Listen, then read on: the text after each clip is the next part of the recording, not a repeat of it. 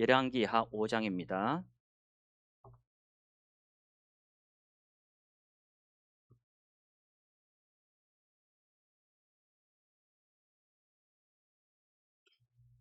열왕기 5장.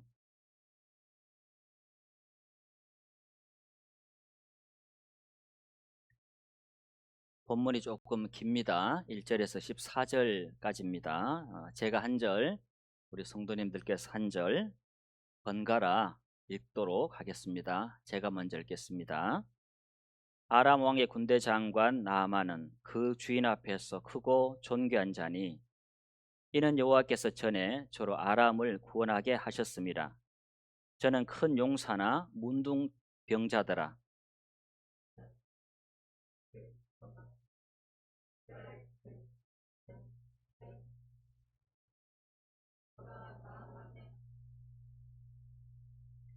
그 주모에게 이르되 우리 주인이 사마리아에 계신 선지자 앞에 계셨으면 좋겠나이다. 제가 그 문둥병을 고치리이다.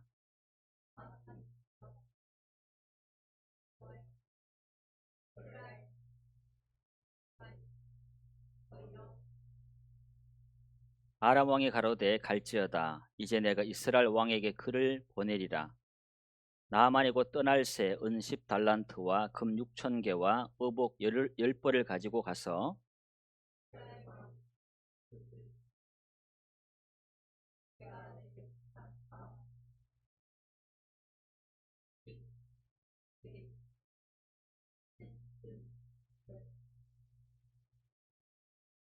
이스라엘 왕이 그 글을 읽고 자기 옷을 찢으며 가로되 내가 어찌 하나님이 관대 능히 사람을 죽이며 살릴 수 있으랴. 저가 어찌하여 사람을 내게 보내어 그 문둥병을 고치려 하느냐. 너희는 깊이 생각하고 저 왕의 틈을 타서 나로 더불어 시비하려 함인 줄 알라 하니라.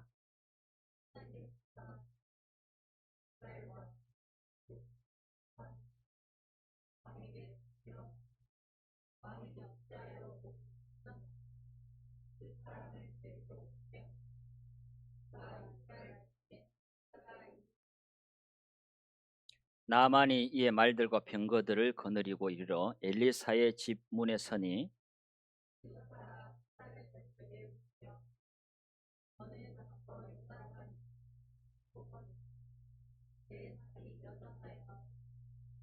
나만이 노하에 물러가며 가로되 내 생각에는 저가 내게로 나와서서 그 하나님 여호와의 이름을 부르고 방처 위에 손을 흔들어 문둥병을 고칠까 하였도다.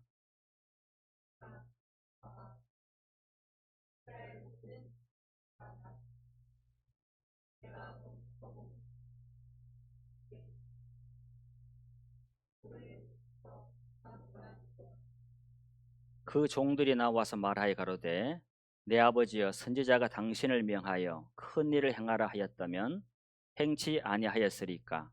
하물며 당신에게 이르기를 씻어 깨끗하게 하라 함이리까.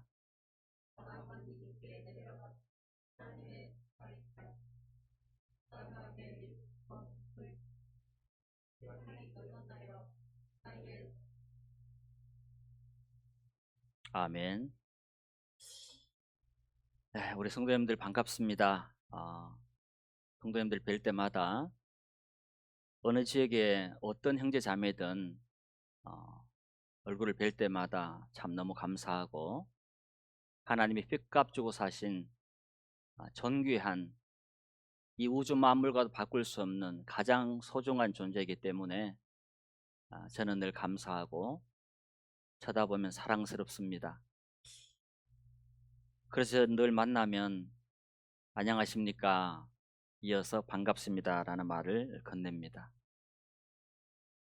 제 같은 인생이 어쩌다가 구원을 받고 하나님의 거룩한 백성들의 영원한 가족이 되고 지체가 되었는지 하나님 은혜가 아니면 설명할 길이 없기 때문에 형제자매님 한 분 한 분은 제게 너무나 소중하고 귀한 사람들입니다.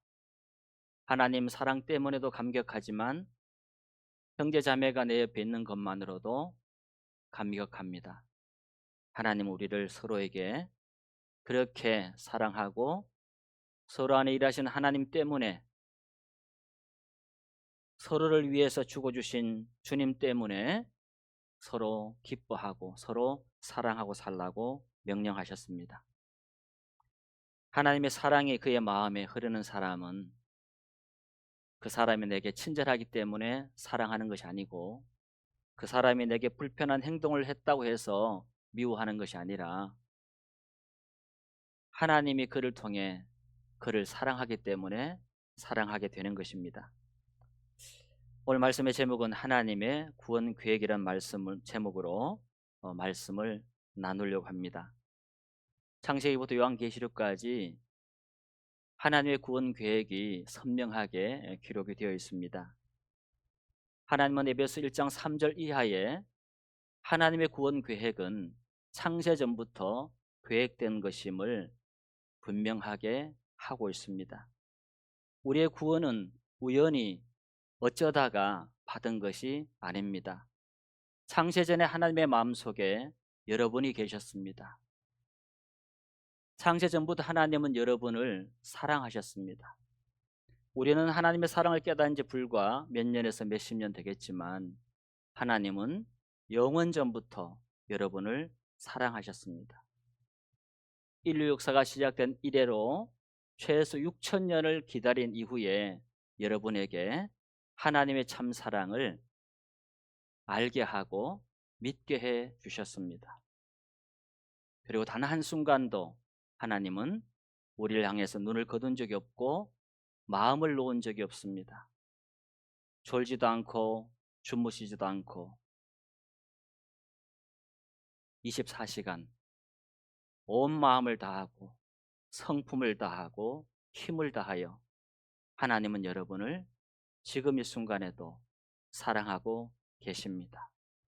항상 여러분과 눈을 맞추기를 원하고 여러분과 마음을 나누기를 원합니다. 그러나 우리는 종종 하나님을 잊어버립니다. 하나님을 외면합니다. 하나님을 멀리할 때도 있습니다.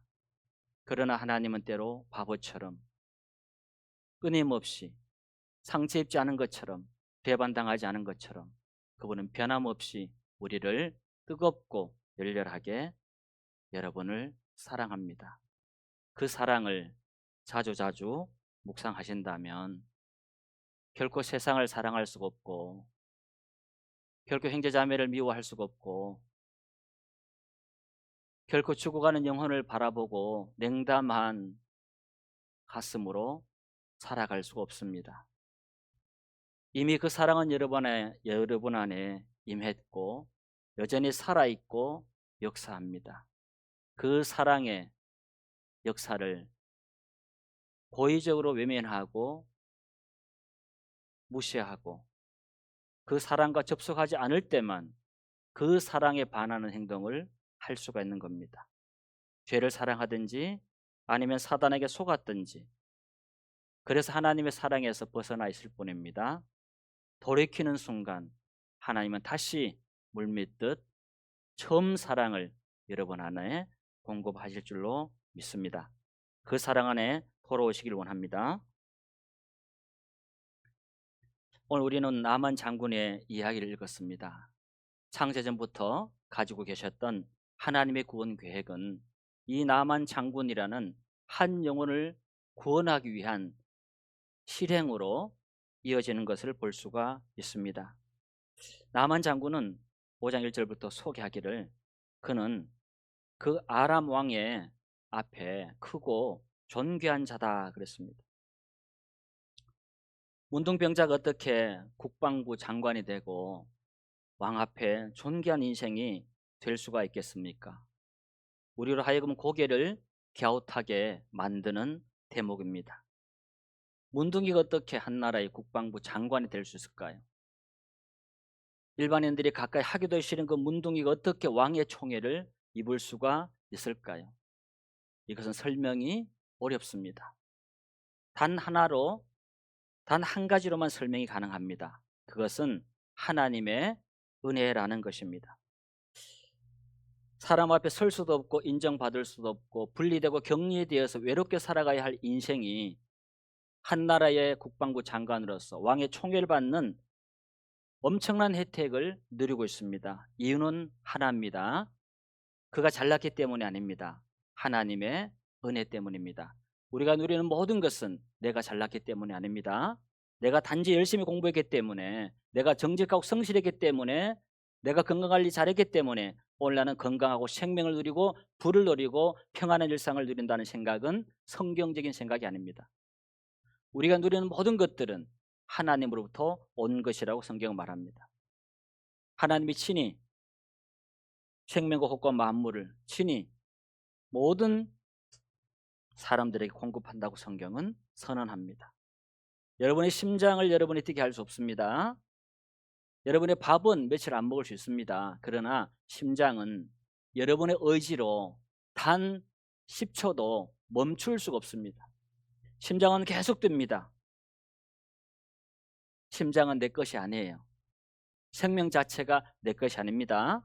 하나님이 뛰게 하기 때문에 뛰는 것입니다. 그러므로 우리가 누리는 모든 것들은 하나님의 은혜라는 사실입니다. 하나님은 이 문둥병자를 도와주셨습니다. 성경을 다시 봅니다. 5장 1절입니다. 아람 왕의 군대장관 나아만은 크고 그 주인 앞에 크고 존귀한 자니 이는 여호와께서 전에 저로 아람을 구원하게 하셨습니다. 저는 큰 용사나 문둥병자더라. 나아만 장군이 왜 왕의 총애를 받았냐? 군대 장관이 되느냐? 하나님께서 전에 저로 아람을 구원하게 하셨다라고 말씀을 하고 있습니다. 아람이란 국가가 큰 위기 앞에 놓였을 때, 전쟁의 위기 속에 놓였을 때 하나님은 이 나만 장군을 통해서 아람이란 국가를 살려낸 큰 은혜를 나만 장군을 통해서 하나님이 해주셨던 겁니다. 그래서 나만이 누리는 모든 것들은 자신의 전투력이나 지략이 아닙니다. 하나님이 결정적으로 그를 도우셨다라는 사실을 성경은 이야기하고 있습니다. 왜 하나님이 나만을 도우셨을까요?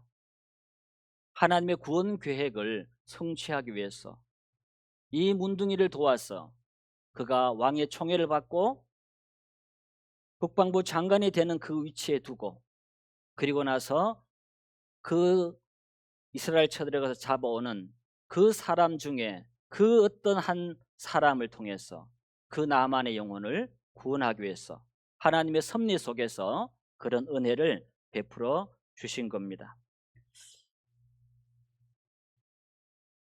바울 사도의 고백처럼 고린도전서 15장 10절에 그러나 나의 나된 것은 하나님의 은혜로 된 것이니라고 고백하고 있습니다. 나만 장군은 모든 것을 가진 사람입니다. 그러나 결코 만족을 얻지 못하는 부분을 하나님은 나만에게 남겨두셨습니다.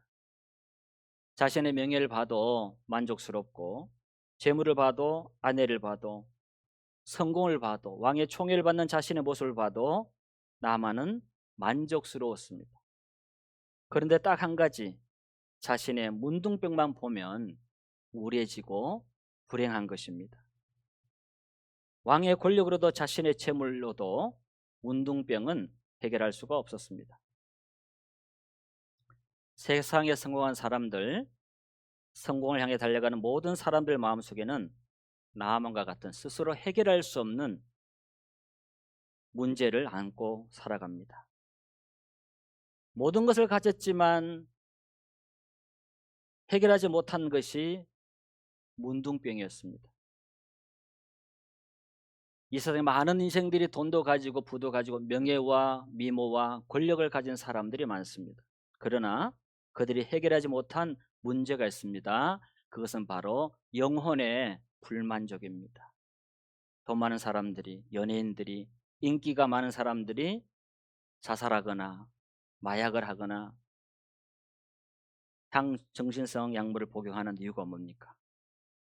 많은 것을 가졌지만, 사랑을 받지만, 인기를 누리고 권력을 가졌지만 그 공허한 영혼을 그것으로 채울 수가 없는 겁니다. 불안한 겁니다. 허무한 겁니다. 인간은 스스로 죄와 심판, 영원한 형벌의 문제를 해결할 수가 없습니다. 이 나만 장군의 모습은 현대인들의 모습과 아주 흡사합니다. 외형적으로는 번듯합니다. 장관입니다. 권력도 있습니다. 재물도 있습니다. 많은 시종들이 있습니다. 남이 부러워할 만한 거 다 가졌습니다. 그러나 그는 혼자 있을 때마다 결코 해결할 수 없는 문둥병 앞에서 한없이 비참하고 한없이 허무하고 한없이 연약하고 결코 행복할 수 없는 자신과 마주해야만 했던 것입니다. 인간은 이 문제를 스스로 해결할 수 없습니다. 예수님은 이렇게 말씀합니다. 마태복음 19장 26절에서 예수께서 저희를 보시며 가라사대 사람으로서는 할 수 없으되 하나님으로서는 다 할 수 있느니라. 사람은 이 문제를 해결 못합니다. 인간의 영혼 안에 있는 불안, 허무, 불만족을 채울 수 있는 분은 오직 하나님 한 분밖에 없습니다. 인간의 영혼은 이 세상에 있던 어떤 자원으로도 결코 채워지지 않습니다. 목사가 되어도 안 채워집니다. 장로가 되어도 채워지지 않습니다. 한 영혼을 충만하게 채우는 것은 그분의 은혜요, 그분의 사랑 외에는 아무것도 없습니다. 그는 권력은 있었지만 문둥이었습니다. 돈도 명예도 있었지만 문둥이였습니다. 세상에 성공한 많은 사람들, 구원받지 못한 사람들은 단지 성공한 문둥이에 불과한 것입니다. 문둥병은 성경에서 죄를 의미합니다. 문둥병이 특별히 무감각합니다. 맞아도 불에 대어도 통증을 못 느낍니다. 이 죄의 무감각을 얘기합니다. 자신이 죄인인 것을 전혀 느끼지 못하면서 인생들은 살아갑니다. 문둥병은 자신의 고통을 느끼지 못하며 서서히 죽어가듯이 죄인들은 자신의 죄 때문에 자신이 영원한 멸망을 향해서 서서히 죽어가고 있음을 깨닫지 못하고 죽어가고 있는 면에서 죄와 문둥병은 아주 닮았습니다. 그리고 문둥병은 인간의 의술로, 현대는 모르겠습니다만은 그 당시에는 결코 스스로 문둥병을 인간은 고칠 수가 없는 병이었습니다. 예수님 오셔서 문둥병을 만지시고 문둥병자를 깨끗하게 고쳐주셨습니다. 오직 하나님의 능력으로만 고침을 받을 수 있는 병이 뭐였느냐? 문둥병이었습니다. 죄병은 인간의 교육으로도 어떤 것으로도 고칠 수가 없는 겁니다. 오직 하나님의 은혜로만, 십자가의 구속의 사건으로만 죄병은 치료받을 수 있는 것입니다.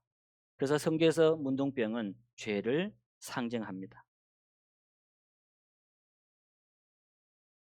성공한 문둥이가 행복할까요? 돈 많은 문둥병자는 행복할까요? 그렇지 않습니다. 문둥병을 고치기 전에는 참 행복을 그는 누릴 수가 없습니다. 인간이 무엇을 가졌든 무엇을 자랑하든 무엇을 누리든 그가 죄 문제를 해결하지 않고는 결코 행복할 수가 없습니다. 이사야 57장 21절 하나님이 이렇게 말씀합니다. 내 하나님의 말씀에 악인에게는 평강이 없다. 평강이 없습니다. 이 죄는 인생 최대의 문제입니다. 거듭나기 전에도 죄 문제를 해결하지 못하면 참된 행복을 누릴 수 없는 것처럼 거듭난 이후에도 이 죄 문제를 해결하지 못하면 인간은, 그리스도인은 행복할 수가 없어요. 불안합니다. 불평이 나옵니다. 원망이 나옵니다. 죄 문제가 해결되지 않았기 때문입니다. 구원받아도 이 죄를 하나님의 말씀과 은혜로 다스리고 이기고 통치하는 신앙을 살지 못하면 그 죄가 그 사람을 잠식합니다. 원망이 나오고 불평이 나오고 욕심이 나오고 육체의 욕망을 따라 살게 만듭니다. 그 죄를 다루지 못하면 하나님을 떠나선 인생은 결코 행복할 수 없다는 사실을 이 나아만 장군의 삶을 통해서 하나님은 보여줍니다. 하나님을 멀리하면서 우리의 문제가 해결될 수 없다는 사실을 보여주고 있습니다. 문둥병자는 하나님으로부터 멀리 떠나 있는 존재를 상징합니다. 말씀과 기도를 멀리하고 예배와 교제를 멀리하고 봉사와 전도를 멀리하고서는 결코 우리는 참된 행복, 평강을 누릴 수가 없습니다. 나만은 채울 수 없는 것으로 채워버리려고 발버둥치는 인생의 모습입니다.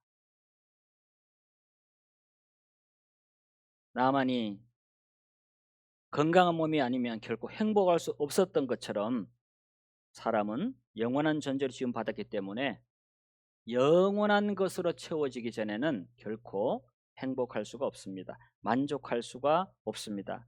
왜 그렇습니까? 인간 안에 하나님의 형상이 있었고 범죄함으로 그 하나님이 그 인생을 떠났습니다. 하나님이 떠난 그 자리에 세상의 욕망들로 채워서 행복과 만족을 얻으려 하지만 결코 채워지지 않습니다. 신명기 33장 27절에는 영원하신 하나님이라고 말씀합니다. 전도서 3장 11절에서는 우리에게 영원을 사모하는 마음을 주셨습니다. 하나님 자신이 영원하신 분입니다. 우리에게 영원을 사모하는 마음을 주셨습니다. 단지 영원한 속죄를 받고 받았다는 이유 때문에 우리가 행복하진 않습니다.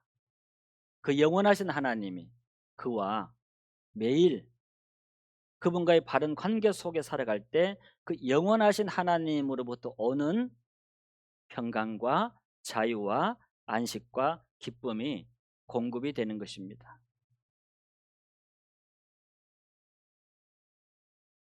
구원은 단지 내 죄를 용서했다는 복음의 도리를 믿는 것으로 끝나지 않습니다. 그것은 쉽게 표현하면 역사적 구원이에요. 성경에서 말하는 진짜 구원은 그 역사적 구원과 더불어 관계적 구원을 함께 말하고 있습니다. 나를 구원해 주신 분과 구원해 준 사실이 있는데 나를 구원해 주신 그분과의 관계가 없다. 이거는 성경적인 바른 구원의 모습이 아니라는 거죠. 성경 전체를 통해서 하나님은 끊임없이 자기 백성과 소통하고 함께하고 동행하는 분으로 성경은 말씀하고 있습니다. 여기 2절을 보겠습니다.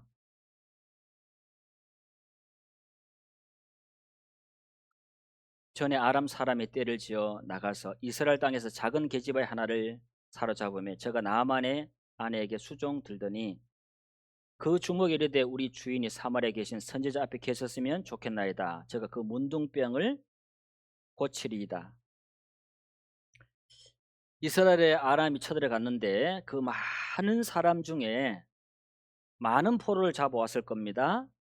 그런데 계집아이 하나가 그 많은 포로 중에 섞여 있었고 그 작은 계집아이가 그 많은 아람의 나라에 많은 장군과 현대 같은 장관들의 권력을 가진 사람들이 집이 있었을 텐데 하필 나만의 집에 이 계집아이가 종으로 들어왔습니다.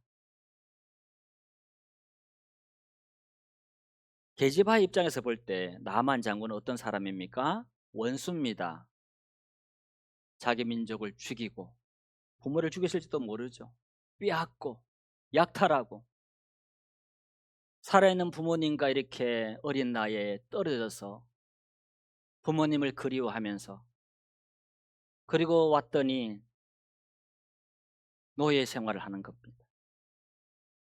이 작은 계집아이 입장에서 볼 때 이 나만 장군이 좋게 보이겠습니까? 그런데 가까이 갔더니 냄새나는 문둥병자예요. 어떤 부분이 작은 계집아이 입장에서 사랑스럽겠습니까? 조금도 그와 가까이 하고 싶지 않은 그런 사람이었을 겁니다. 그러나 하나님은 한 영혼을 구원하시기 위해서 창세전에 계획하신 그분의 계획을 완성하기 위해서 나아만의 집으로 다른 계집아이가 아니라 이 작은 계집아이를 보내셨습니다. 우연이 아닙니다. 하나님의 섭리라고 합니다. 섭리는 하나님의 영원한 작정을 이루시기 위해서 시간과 공간 속에서 일하시는 하나님의 역사를 말합니다. 우연 같지만 우연이 아닌 거죠. 창세기 45장 5절에 보면 요셉이 이런 형들 앞에서 이런 고백을 합니다. 형들이 요셉을 팔았잖아요. 그리고 요셉이 애굽의 총리가 된 사실을 형들이 다 알게 되고 무릎을 꿇습니다. 그때 형들의 마음에 엄청난 두려움이 임합니다. 동생을 팔았으니까, 형이 마음만 먹으면, 애굽의 총리니까 형들을 어떻게 해요? 한 번에 다 죽여버릴 수도 있었습니다. 그런데 요셉은 이렇게 말합니다. 당신들이 나를 이곳에 팔았으므로 근심하지 마소서, 한탄하지 마소서. 하나님이 생명을 구원하시려고 나를 당신들 앞서 보내셨나이다.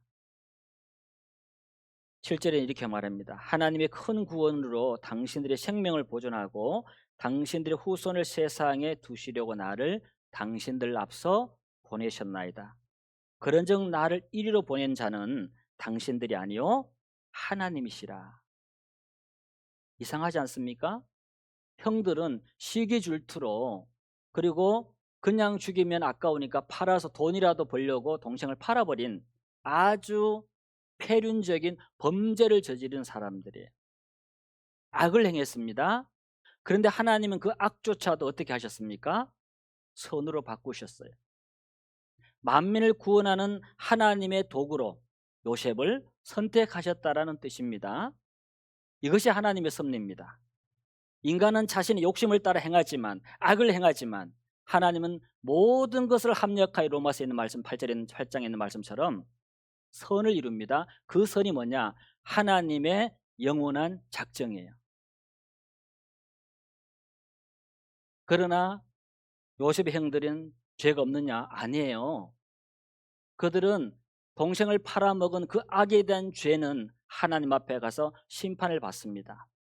그 인간의 책임과 하나님의 주권이 거기서 만나는 겁니다. 우리의 모든 언행들은 우리 고유의 선택에서 이루어지는 것이고, 최종적인 선택에 대한 책임은 어떤 말을 했든 어떤 행동을 했든 하나님 앞에 가서 우리는 다 받아요. 그것이 바로 우리 인간의 책임입니다. 그런데 이 작은 계집아이는 보통 계집아이가 아니었습니다. 원수인데 원수를 위해서 뭘 합니까? 그 자기 원수와 같은 나만 장군의 문둥병이 치료받기를 간절히 열망합니다. 원수를 사랑하는 거죠. 이 계집아이는 하나님을 진정으로 사랑하는 믿음의 소녀였습니다. 그 여자를 보내야만 했어요. 그런데 하나님을 모르는 어떤 계집아이가 잡혀갔습니다. 문둥이로 고생하고 있어요. 속으로 청소하고 빨래하고 밥 해주고 저녁에 집에 돌아오면 어떤 마음이 들겠습니까? 문둥이 주제에 빨리 죽어야 될 텐데 저주 안 하겠습니까? 자기 민족을 학살하고 빼앗고 멀쩡한 가족들 다 헤어지게 만들고, 저런 원수의 국가의 장군이니까 죽었으면 좋겠죠. 그런 여자가 그 집안의 종으로 잡혀갔으면 이 나만 장군에게 전도가 되겠냐는 거죠. 하나님은 이 믿음을 가진 작은 계집아이를 그 집에 정확하게 보내신 겁니다. 모든 사건은 우연처럼 진행되는 것처럼 보였습니다. 그러나 하나님의 계획은 실패하지 않았습니다. 두 번째, 이 여자는 하나님의 능력을 믿는 큰 믿음을 가진 여자였습니다. 5장 3절 보겠습니다. 그 주모에게 이르되 우리 주인이 사마리아에 계신 선지자 앞에 계셨으면 좋겠나이다. 저가 그 문둥병을 고치리이다.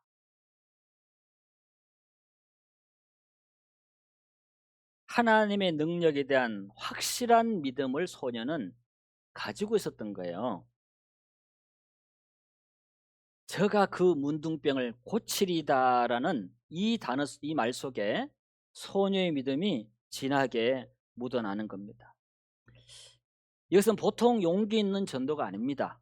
우리가 전한 일반적인 전도가 아닙니다. 만약에 게지바의 말을 듣고 갔는데 문둥을 못 고쳤어요. 장군이 그 나라까지 갔는데 못 고치고 왔어요. 장군의 권력으로 노예니까 어떻게 해요? 죽여버릴 수 있는 거예요. 어디서 알도 못하면서 함부로 말하냐. 아니면 죽이지는 않더라도 심하게 매질을 해서 내쫓아 버릴 수도 있는 거예요. 게제바에는 어떻게 보면 엄청난 모험을 한 거죠. 도전을 한 거예요. 그러나 게지바의 마음속에는 이것은 도전도 아니었고요. 도박도 아니었어요. 이것은 확신이었어요. 우리 하나님은 문둥병을 고칠 수 있습니다. 이 게제바의 이런 담대함은, 이 담대한 전도는 어디서 왔겠습니까? 하나님의 능력에 대한 믿음에서 나온 담대함입니다. 자신을 믿음을 믿은 것이 아닙니다. 전능하신 하나님의 능력을 믿고 바라봤기 때문에 담대한 믿음이 일어났던 것입니다. 이 작은 게지바이가 가졌던 하나님의 전능에 대한 믿음이 우리 성도님들에게도 충만하기를 주의 이름으로 축원합니다.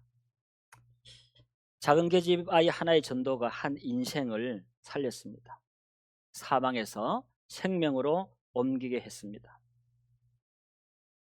평생을 문둥병으로 고통하던 한 영혼에게 참된 기쁨과 행복을 얻게 했습니다. 작은 게제바의 전도가 있어야만 나아만은 구원받을 수 있었습니다. 마찬가지로 2주 뒤면 여러분 전도 집회인데 우리의 전도를 기다리는 사람이 있습니다.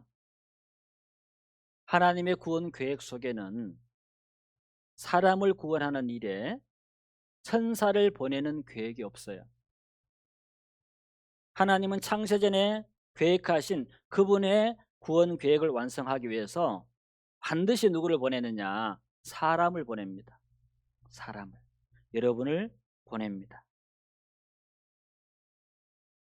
게제바이가 자신의 모습을 쳐다보면 어떻게 전도했겠습니까? 누가 내 말을 믿어주겠어? 저 장군님이, 이 나라의 국방부 장관이 나 같은 노예를 내 말을 믿어주겠어? 자기를 쳐다봤다면 그는 전도하지 못했을 겁니다. 내가 어떻게 이 사람을 전도할 수 있을까? 그러나 게지바이는 자기 상황이나 자기 모습을 쳐다본 게 아닙니다. 전능하신 하나님을 바라봤습니다. 그래서 하나님을 의지해서 한 영혼을 불쌍히 여기고 그에게 복음을 전했고 그는 가서 문둥병의 고침을 받았습니다.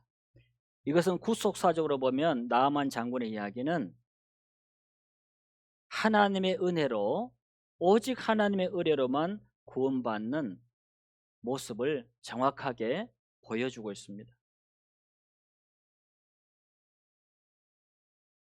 이 작은 게지바에는 하나님에 대한 확실한 믿음을 가지기 때문에 담대하게 전도할 수가 있었습니다. 그런데 이스라엘 왕의 믿음을 한번 보시겠습니까? 5장 4절 봅니다.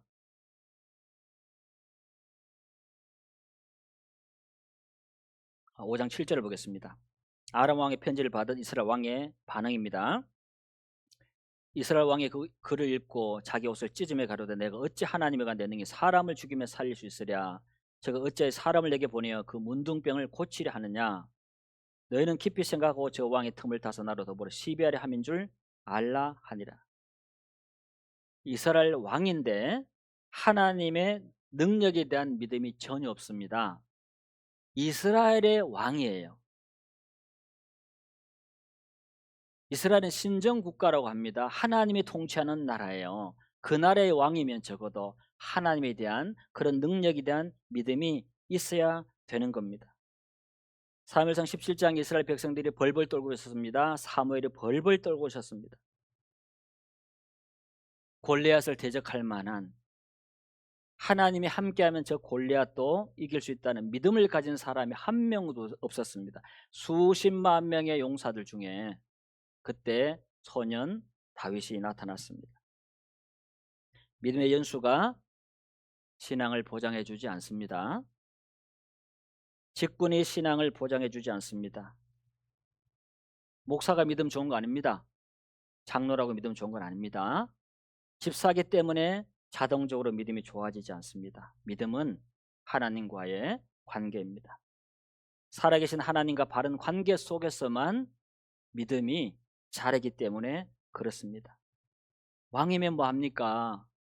하나님에 대한 믿음이 하나도 없는데 왕이면 뭐하냐고요. 그는 살았으나 하나님과의 관계에 있어서는 죽은 거나 다름이 없는 겁니다. 그래서 이 나아만이 많은 재물을 가지고 엘리사를 방문합니다. 뭘 가져왔는가 봅시다. 5절입니다. 아람 왕이 가로되 갈제다. 이제 내가 이스라엘 왕의 글을 보내리라. 나아만이 곧 떠날 새 은 60달란트와 금 6,000개와 의복 10벌을 가지고 갔어. 많은 예물을 가져갔습니다. 금을 6,000개나 가져갔대요. 요 엄지손가락만한 금 6,000금에도 돈이 얼마입니까?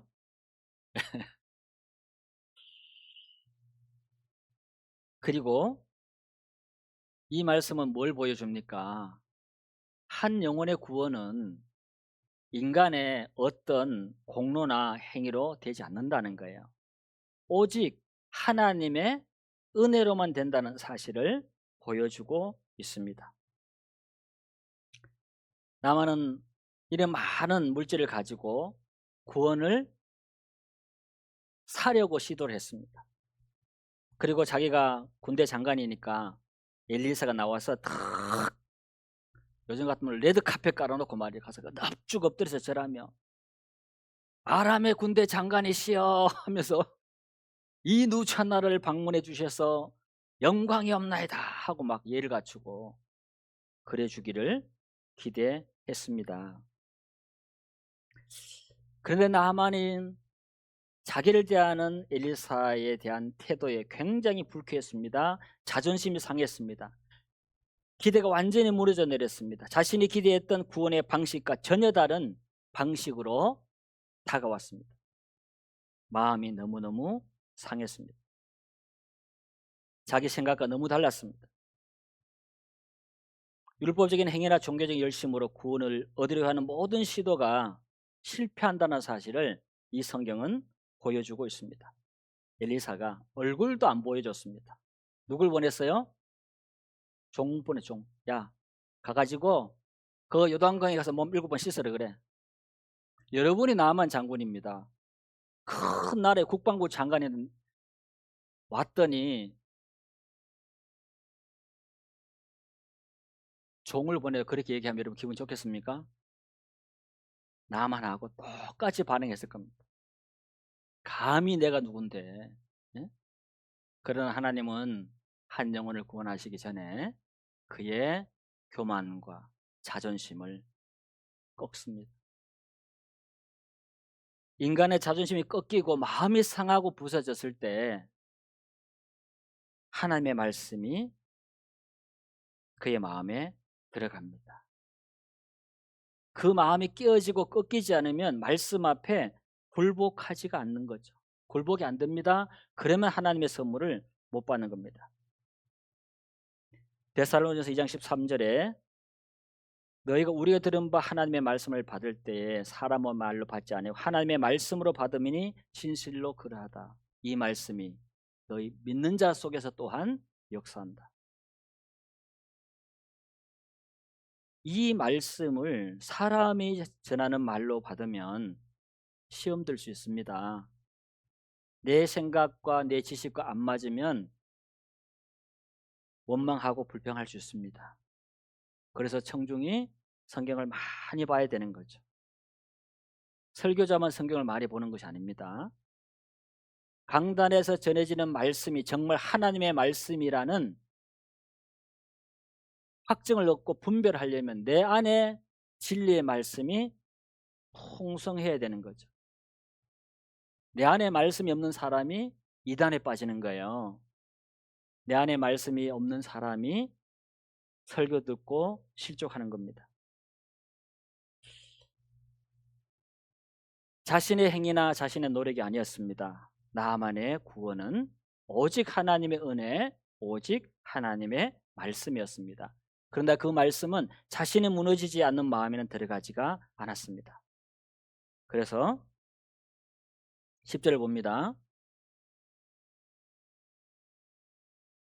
엘리사가 사자를 저에게 보내어 가로되 너는 가서 요단강에 몸을 7번 씻으라. 네 살이 여전하여 깨끗하리라. 나만의 노하에 물러가며 가로되 내 생각에는 제가 내게로 나와서서 그 하나님 여호와의 이름을 부르고 당체 위에 손을 흔들어 문둥병을 고칠까 하였도다. 나만 장군이 생각하는 문둥병을 고치는 방법이 있는 거죠. 자기가 생각하는 방법이에요. 자기가 기대하는 방법입니다. 자신이 구원받는 방법을 자기가 가지고 있는 거죠. 그러나 하나님은 그 방법을 인정을 한다 안 한다? 인정하지 않아요. 그 방법을 내려놔야 됩니다. 12절에 다메섹 강 아마나와 바르바는 이스라엘 모든 강물보다 낫지 아니하냐. 내가 거기서 몸을 씻으면 깨끗하게 되지 아니하랴 하고 몸을 들이켜 분한 모양으로 떠나니 화가 나서 떠납니다. 그랬더니 그 종들이 나와서 말하여 가로되 내 아버지여 선지자가 당신을 명하여 큰 일을 행하라 하였다면 행치 아니하였으리까. 하물며 당신에게 이르기를 씻어 깨끗하게 하라 함이리까. 이 충신이 있었습니다. 아니 장군님 문둥병 고쳐 준다잖아요. 어려운 거 시켰습니까? 똥밭에서 빨가벗고 춤추라 시켰습니까? 노가다를 시켰습니까? 뭘 시켰습니까? 그냥 요단강에 7분 몸만 잠그라는데 문둥이 주제에 자존심만 세가지고 그것도 못합니까? 지간을 했습니다. 맞아 죽으면 맞아 죽고 에이 모르겠다. 주인이 문둥병 나으면 나를 용서하겠지 하고 지간을 한 거죠. 문둥이 주제에 뭔 말이 많습니까? 낫게 준다잖아요 장군님. 문둥이가 뭐 그리 대단한데 자존심 내려놓으세요. 낫고 싶으면 너는 돌아가서 보자 하고 이제 화가 머리끝까지 났는데 돌아서서 가만히 생각해 보니 어때요? 맞는 말이거든요. 그래 뭐 큰 어려운 일을 시킨 것도 아니고 물속에 요단강 7번 들어갔다 나오면 문둥병을 고쳐준다는데 내가 교만했구나. 문둥이 주제에. 그러면서 14절에 나만이 이에 내려갔어. 깨달음이 왔던 거예요. 아 내가 교만했구나. 하나님의 사람의 뭐대로요? 말씀대로 기록되어 있습니다. 말씀대로. 행위대로가 아닙니다. 자기 노력대로가 아니에요. 말씀대로 요단강에 7번 잠그니 그 살이 여전하여 어린아이의 살 같아서 깨끗하게 되었더라. 7번 몸을 잠그라 그랬습니다. 성경에서 치른 완전수입니다. 하나님을 나타내는 수입니다. 하나님이 6일간 온 천지 만물을 창조하시고 7일째 되는 날 안식하셨습니다. 여리고성을 무너뜨릴 때 하루 한 바퀴씩 6바퀴 돌 때는 여리고에 금도 안 갔습니다. 성에. 그럼 7째 되는 날 7바퀴 돌고 양강나팔을 불고 외쳤을 때 여리고성이 완벽하게 무너졌습니다. 7은 완전을 의미합니다. 하나님을 상징합니다. 7번 몸을 잠갔을 때 그 문둥병이 어린아이처럼 깨끗하게 되었다는 것은 우리의 수많은 죄가 예수 그리스도의 완전한 보혈에 잠겼을 때 예수 그리스도의 피를 완전한 믿음으로 받아들였을 때 내 모든 죄가 깨끗하게 눈처럼 흰 양털처럼 깨끗하게 된다라는 복음의 그림자를 지금 설명하고 있는 겁니다. 마음에 자기 생각 자기 방법이 가득 차 있으면 하나님의 말씀이 들어가지가 않습니다. 하나님의 말씀이 들어가지 않는 마음에는요 자기 방법이 활개를 칩니다. 하나님의 말씀이 들어가지 않는 마음에는요 하나님을 향한 적대감이 있습니다. 말씀을 마음에 모시는 사람, 말씀을 품고 살아가는 사람, 하나님의 말씀이 그 안에 살아서 역사합니다. 빌보서 2장 5절에 이런 말씀이 있죠. 너희 안에 이 마음을 품으라. 곧 그리스도 예수의 마음이니 그는 근본 하나님의 본체시나 하나님과 동등됨을 취할 것으로 여기지 아니하고 오히려 사람들과 같이 되었고 사람의 모양으로 나타나셨음에 자기를 낮추시고 죽기까지 복종하셨으니 곧 십자가에 죽으십니다. 너희 안에 이 마음을 품으라 그랬어요. 이 말씀을 계속 여러분 암송을 하시고 묵상을 해보십시오. 그래서 예수의 마음을 품으라. 그래서 예수의 마음이 어디 있습니까? 여기 있습니까? 여러분의 심장에 있습니까? 어디 있습니까? 그리스도의 마음은 하나님 말씀에 녹아 있어요. 예수님 마음에도 있지만 그래서 예수의 마음은 하나님의 말씀에 녹아 있어요. 그 말씀을 먹고 암송하고 계속 묵상하면 그 말씀은 성경에 히브리서 4장 12절에 이 말씀은 살았고 운동력이 있다고 했기 때문에 말씀을 계속 묵상하고 그 말씀대로 다윗의 기도처럼 주여 나로 깨닫게 하소서 내가 전심으로 주의 법도를 지키다라는 순종하는 하고자 하는 갈망을 가지고 기도하는 사람에게는요 그 말씀이 살아 역사하는 거예요. 말씀이 살아 꼭 운동력이 있다 그랬단 말입니다. 이 살아있는 말씀은 모든 사람에게 살아 움직이는 게 아니에요.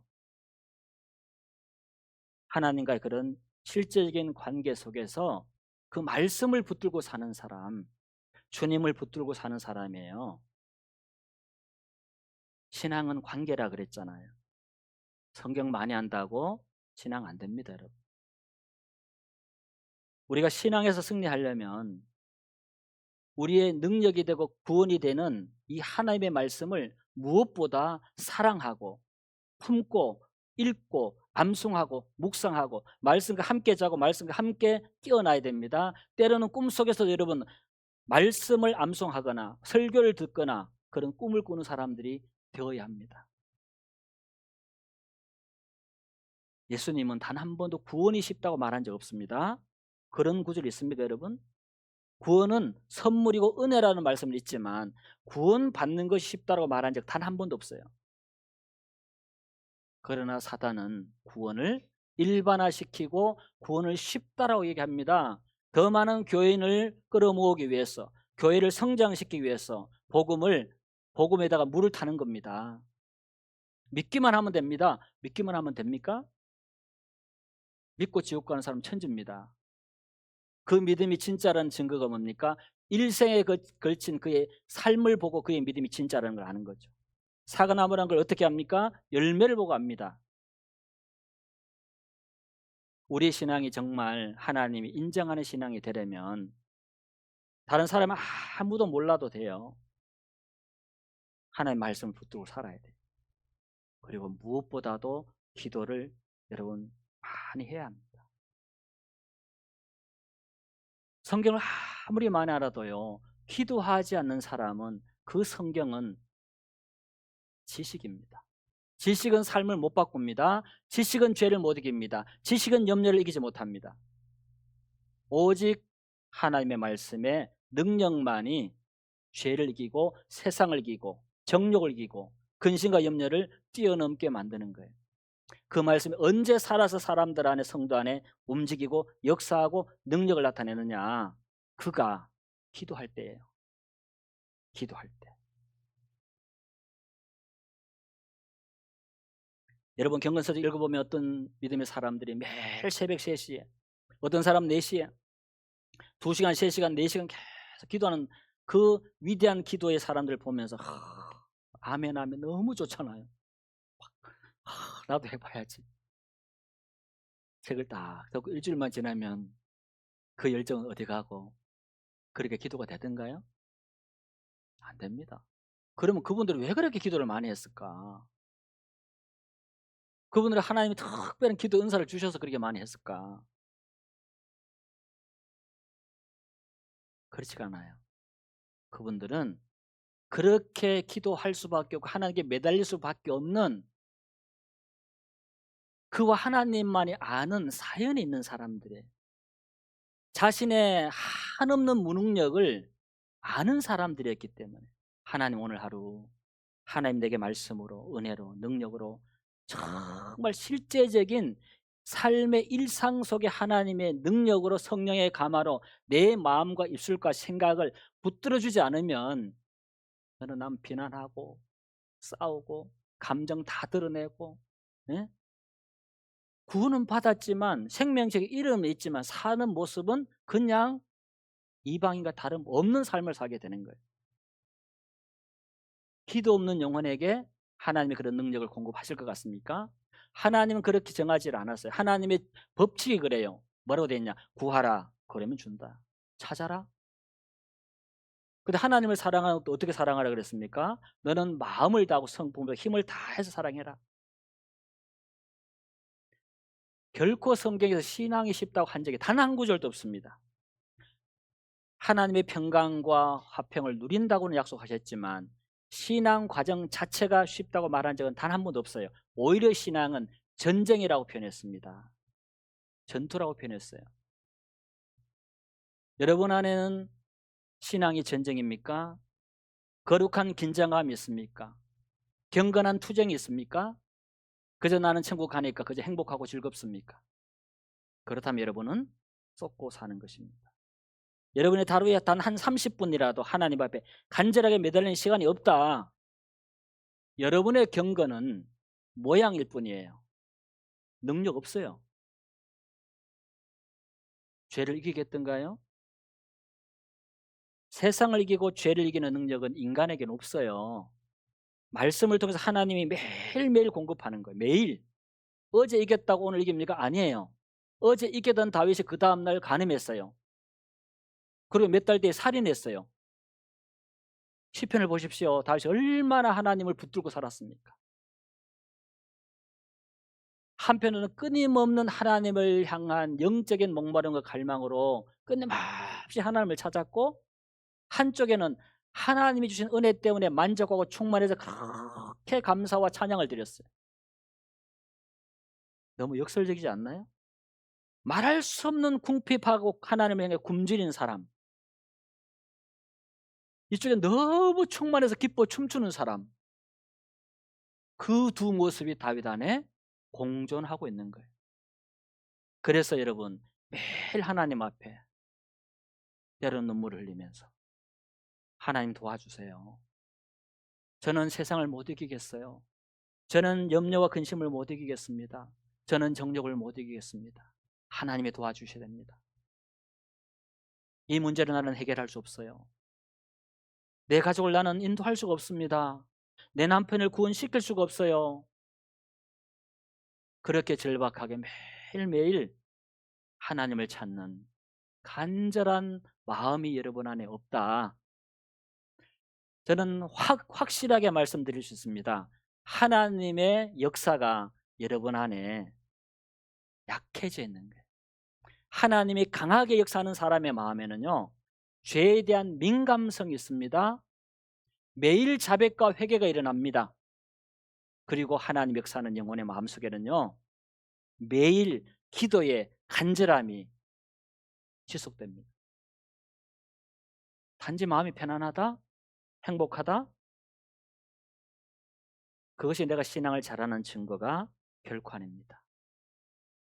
예수님은 어떤 결정을 앞두고 12제자를 부르기 전에 여러분도 아시다시피 밤을 새워서 기도합니다. 하나님의 뜻에 벗어나지 않도록 하나님의 인도를 받으려고, 하나님의 선택한 사람을 예수님은 선택하기 위해서 어떤 결정을 앞두고, 중대한 결정을 앞두고 밤을 새워서 주님은 기도하셨어요. 그리고 주님은 병을 고치다 설교하다가 수시로 기도할 필요성을 느끼면 모든 걸 뒤로하고 돌아가서 산으로 가 기도하셨어요. 예수님의 마음에는 하나님을 사랑하는 마음이 가득했기 때문에 하나님과 단둘이 있고 싶은 시간이 너무나 간절했던 거예요. 근데 사역이 너무 바빠. 설교해야지, 병자 고쳐야지, 제자 훈련시켜야 되지. 그런데도 예수님은 틈틈이 시간을 냈어요. 짬을 냈습니다. 급할 때 놔두고 가서 주님 앞에 마음을 드리고 하나님 앞에 마음을 토하고 하나님을 경배하고 사랑하고 그리고 또 옵니다. 사람을 만나기 위해서 하나님을 만나고 하나님을 만나기 위해서 사람을 만났던 거예요. 여러분 안에는 기도의 간절함이 있습니까?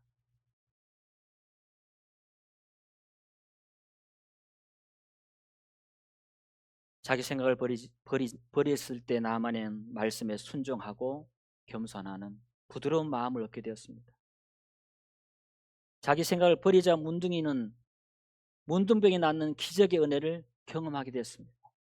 자기 생각을 버리자 자신의 운명이 바뀌게 되었고 자기 생각을 버리자 기쁨과 평강이 찾아왔습니다.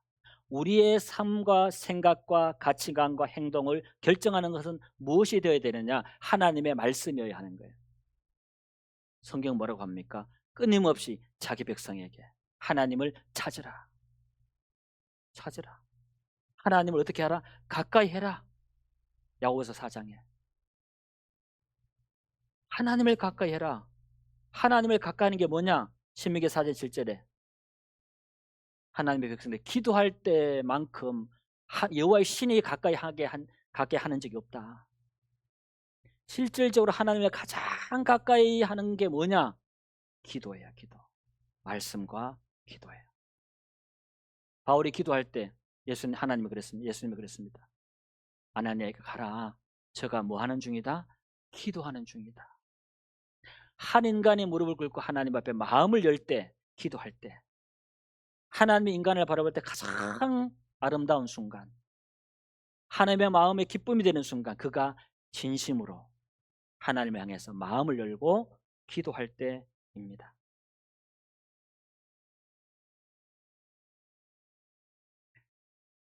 하나님은 한 영혼을 구원하시기 위해서 그 사람의 생각을 버리게 합니다. 우리가 진정한 신앙을 누리려면, 경건의 능력을 경험하려면 우리 생각을 내려놓아야 됩니다. 모든 상황에 맞는 말씀을 우리는 읽고 암송하고 총알처럼 간직하고 살아야 돼요. 여러분의 가족을 위해서 기도할 때 어떤 약속의 말씀을 붙들고 기도합니까? 사도행전 16장 30절에 주 예수를 믿으라. 그리하면 너와 내 집이 구원을 얻으리라. 하나님 약속하지 않았습니까? 15년째 기도하고 있습니다. 하나님은 거짓말하지 않지 않습니까?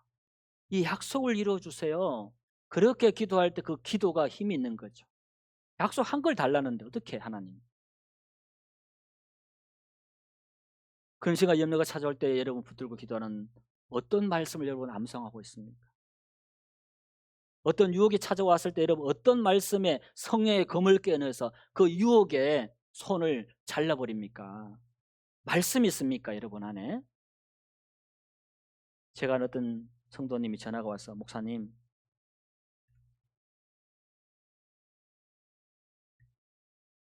저는 암송 안 하면 죽을 것 같아서 십몇 년 동안 열심히 교회에서 내준 암송을 합니다. 자매님 얼마나 하셨어요? 예, 많이는 못했는데요 한 600구절 정도 했어요. 그분은 교제를 하고 싶어가지고 또 사실 우리가 신앙을 하지만 진짜 내 속걸 다 열고 교제할 수 있는 사람이 잘 없잖아요. 교제를 하고 싶어서 교제를 청해 오셨는데 그 얘기를 듣고 너무 제 마음이 요나단이 다윗을 만난 것처럼 너무 그 자매님이 사랑스러운 거예요. 야, 하나님 얼마나 기뻐하실까.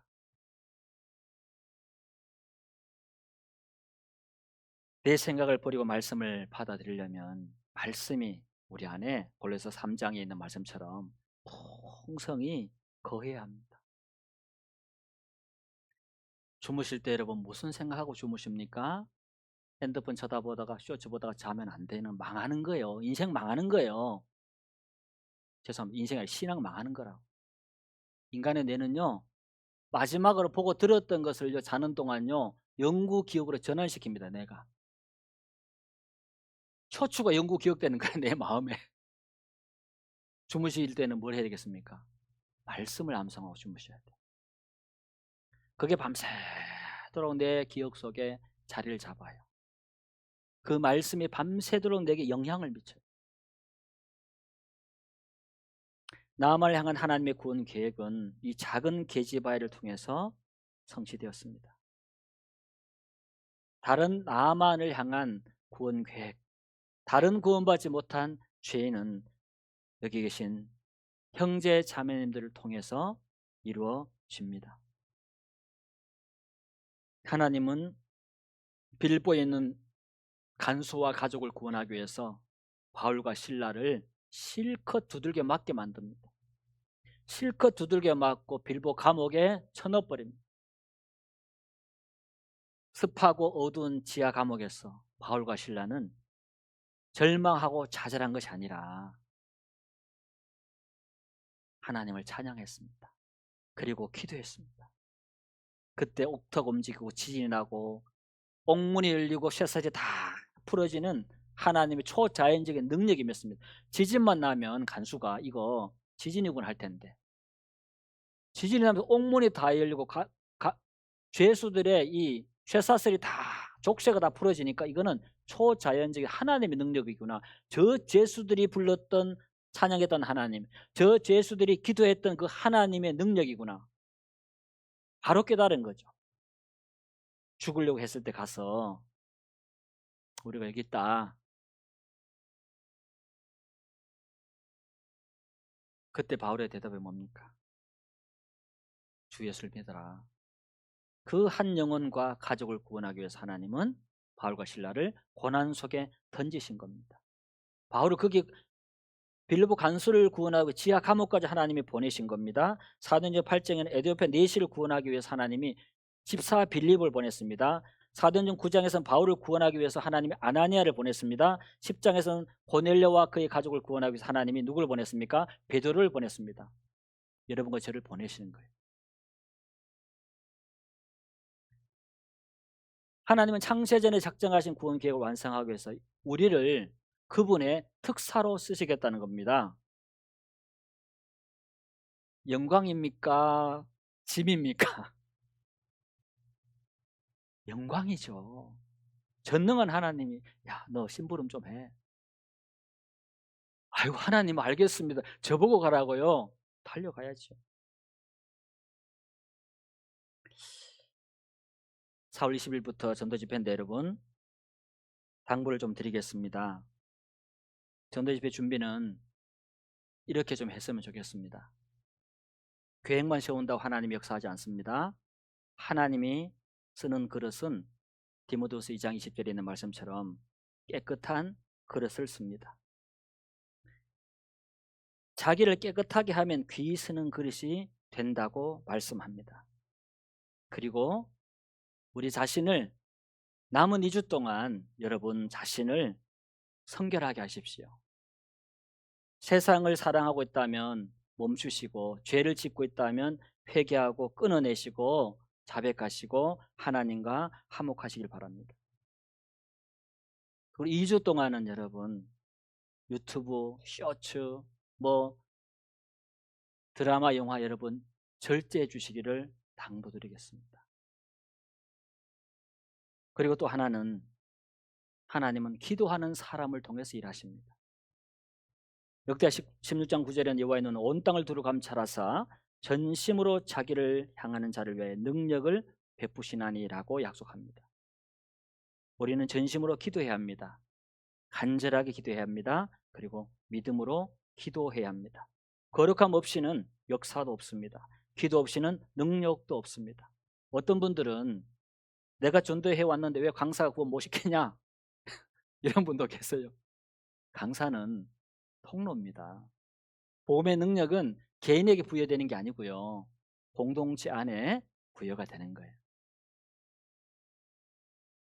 바울이 고린도서 2장 4절 5절에서 내 말과 내 전도함이 지혜에 권하는 말로 하지 아니하고, 여러분이 영혼을 전도할 때 목사의 언변을 기대하거나 목사의 논리 정리하는 설교를 기대하거나 전도집에 보여주는 좀 믿을 만한 증거 자료를 기대한다면 큰 오판을 하고 계신 거예요. 그거 다 아무것도 아니에요.